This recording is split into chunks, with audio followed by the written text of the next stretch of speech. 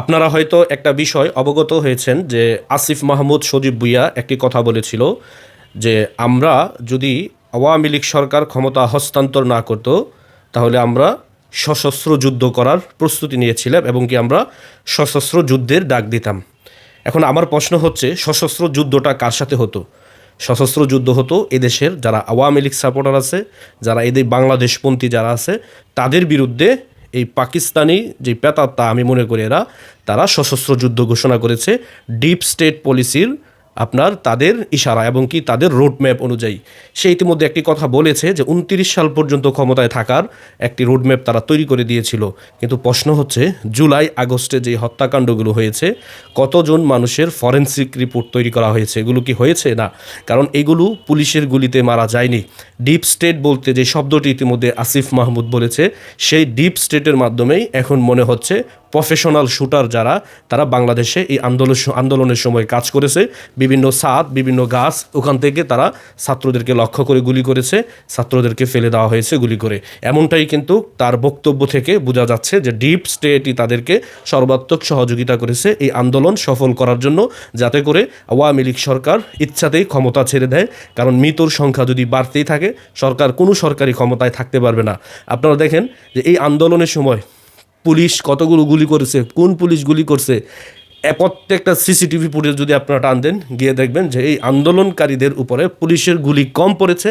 যদি গুলি পড়েও থাকে, কোন পুলিশ অফিসার তাদেরকে গুলি করেছে সেগুলো তথ্যপাত্র যাচাই করে সেই পুলিশকে আইনের আওতায় আনেন।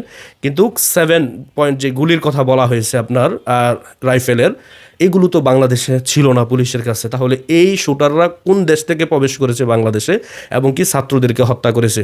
ওই যে আপনার ব্রিগেডিয়ার সাখাওয়াত হোসেন যে একটা কথা বলেছে যে আন্দোলনকারীদের বুকের যে গুলিগুলো লেগেছে, এগুলো তো পুলিশের এখানে থাকার কথা নয়, এইগুলি কোথা থেকে আসলো?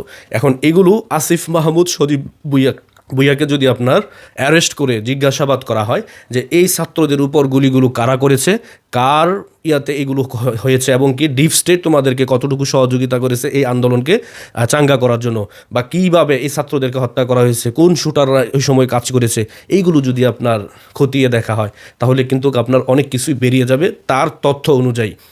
এখন আপনি দেখেন যে ডিপ স্টেট কি এমন একটা জিনিস যে রাষ্ট্রের বাহিরেও আরেকটি রাষ্ট্রের ক্ষমতা থাকে এবং কি রাষ্ট্র ছাড়াও আরেকটি মানুষ, আরেকটি সংস্থা এই রাষ্ট্রের ক্ষমতাকে নিয়ন্ত্রণ করে। এই ডিপ স্টেট কারা, যদি তাকে জিজ্ঞাসাবাদ করা হয় আইনের আওতায় এনে, তাহলেই কিন্তু সব কিছু আপনার পরিষ্কার হয়ে যাবে। সে যে সশস্ত্র যুদ্ধ করা ডাক দিয়েছিল, সেই অস্ত্রগুলি কোথায় ছিল? ডিপ স্টেটের সহযোগিতাই এই দেশের সশস্ত্র যুদ্ধ করার প্রস্তুতি নিয়েছিল আসিফ মাহমুদ সজীব ভুঁইয়ারা। তাহলে সেই অস্ত্র কোথায়? আগামীতে বিএনপি সরকার কি সেই অস্ত্রগুলো কোথায় রাখা হয়েছে তারা কি বের করবে? তাহলে তো বিএনপির জন্য মহাবিপদ সামনে আসতেছে। কারণ যেহেতু তারা দেশের জনগণের বিরুদ্ধে সশস্ত্র যুদ্ধের ডাক দিতে পারে, তাহলে তারা সামনে যে আরও বড় কোনো অকারেন্স ঘটাবে না, সেটার প্রমাণ কি, নিশ্চয়তা কি? এগুলো কি বিএনপি সরকার যাচাই করবে? অবশ্যই যদি তারা করে তাহলে অনেক কিছুই বেরিয়ে আসবে। কিন্তু এগুলো একদিন অবশ্যই এদেশে যাচাই হবে, তদন্ত হবে। ছাত্ররা কিভাবে মারা গেছে, তাদের একটি হারও যদি কবরে থাকে, সেটি তুলেও কিন্তু একসময় দেখবেন যে এগুলোর ফরেনসিক রিপোর্ট তৈরি করা হবে যে তারা কিভাবে মারা গেছে। কিন্তু আজকে আপনারা যারা ভাবতেছেন যে অল্প সময়ে আপনারা সফলতা পেয়ে গেছেন, এমপি হয়ে গেছেন, বাপ্পুতে মিল্লা আপনারা একটি আসনে দাঁড়ায় এমপি হয়ে গেছেন, হান্নান মাসুদ, তারপর হচ্ছে আপনার হাসনাত আবদুল্লাহ, তার এখানে কিন্তু প্রতিদ্বন্দ্বী ছিল না, সে এমপি হয়ে গেছে, অথচ তারা মেম্বার হওয়ার যোগ্যতা ছিল না। এদেশের মানুষ সব কিছুই জানে, সব কিছু অবজারভেশন করতেছে এবং এদেশের মানুষ কিন্তু ক্ষোভে ফুসতেছে। সময় হলে সেটির বিস্ফোরণ আপনারা দেখতে পারবেন।